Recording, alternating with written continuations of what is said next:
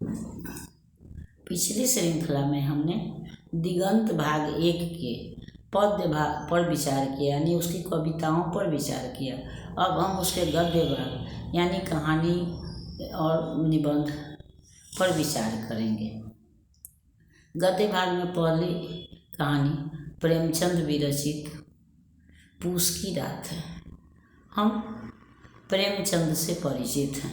यह साहित्य जगत से जुड़ा हुआ हर व्यक्ति प्रेमचंद को जानता है। प्रेमचंद का जन्म 1888 ईस्वी में बनारस के पास लमही ग्राम में हुआ था। इनके पिता का नाम मुंशी अजायबलाल और माता का नाम आनंदी देवी था। बचपन में ही इनकी माता पिता की मृत्यु हो गई थी, जिस कारण से इनका जीवन जो है या बचपन जो है संघर्षपूर्ण बीता और इनके जीवन में प्रेम का अभाव रहा। किंतु इस प्रेम की पूर्ति इन्होंने कहानी और उपन्यासों के माध्यम से की, अर्थात बचपन से इन्होंने कहानी और उपन्यास पढ़ना प्रारंभ किया और फिर धीरे धीरे जाकर के इनके अंदर उपन्यास सम्राट ने जन्म लिया। ये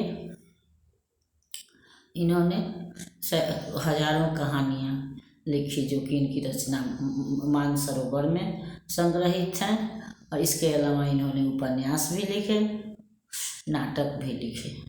अभी हम इनके कहानी पूस की रात पर विचार करेंगे। पूस की रात, यह तो हम जानते हैं कि प्रेमचंद का जन्म उस समय में हुआ था जिस समय की समाज जो है वो अंग्रेजी शासन से मुक्ति पाने के लिए संघर्ष कर रहा था और अंग्रेज उसे तरह तरह से प्रताड़ित कर रहे थे।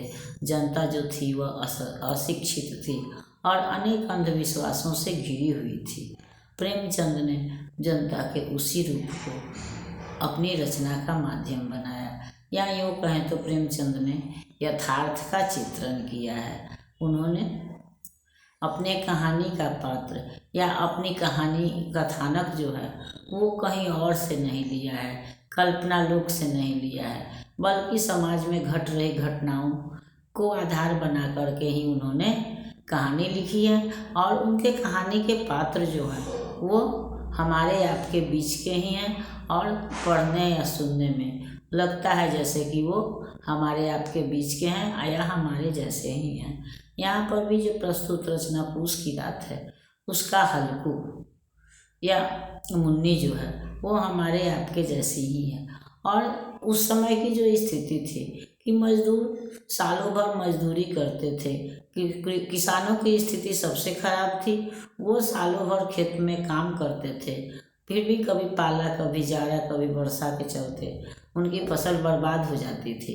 किंतु जमींदारों को तो लगान देना ही पड़ता था और इस तरह से थोड़ा बहुत भी जो वो पैसे जमा भी करते थे, बचा भी पाते थे, वो पैसे वो लगान के रूप में जमींदार या उसके कारिंदे को दे देते थे और फिर सालों भर वह दुख सहते रहते थे, जिससे कि तंग आकर कुछ लोग मजदूरी को ही श्रेष्ठ समझते थे। किंतु कुछ ऐसे भी लोग थे जिनके विचार में कृषि जो थी वो सर्वश्रेष्ठ थी और वो अपनी जान देकर भी इस कृषि को ही बचाना चाहते थे। हल्कू उन्हीं लोगों में से था जो कृषि कार्य तो करता था लेकिन कुछ बचा नहीं पाता था और इसलिए वह जमींदार से घुरकियाँ भी खाता है और वो अपनी ज़रूरत की भी आवश्यकताओं को भी रोज़ की आवश्यकताओं की भी पूर्ति नहीं कर पाता है और जैसे तैसे लेकर करके जो वो कंबल के लिए पैसे बचाता है वह भी इस डर से कि जमींदार के कारिंदे उसको गाली नहीं दे, कुछ बोले नहीं, इस डर से वो पैसे जो है वो ले जा करके कारिंदे को दे देता है। जाड़े की रात में वह पूस की रात में जग करके अपने फसलों की रखवाली करता है। उसके पास सही कंबल भी नहीं है जिससे वह जाड़े का निवारण कर सके और वह आग जलाता है, आग तापता है और फिर जब गहरी नींद सो जाता है तो उसकी फसल नील गायें चढ़ जाती हैं लेकिन वह उठता नहीं है। तो यहाँ पर है कि मानवीय जो मनोवृत्ति है उसका प्रेमचंद्र ने सही चित्रण किया है, सही आकलन किया है कि बहुत परिश्रम करने के बाद से भी जब आदमी को सफलता नहीं मिलती है तो वह निराश हो जाता है, वह परिश्रम करना छोड़ देता है। हल्कू की भी स्थिति यही है कि सालों भर परिश्रम करने के बावजूद वह कुछ बचा नहीं पाता और स्थिति उसकी बद से बदतर होती जाती है। वैसी स्थिति में उसकी पत्नी मुन्नी भी यही कहती है कि इससे तो अच्छा है कि हम मजदूर होते, तुम मजदूरी कर लेते, कम से कम जमींदार की घुड़कियाँ तो नहीं खानी पड़ती, फसल नीलगायें तो नहीं जलती, फसलें जलती तो नहीं, और हम जो भी कमाते चैन की नींद सोते।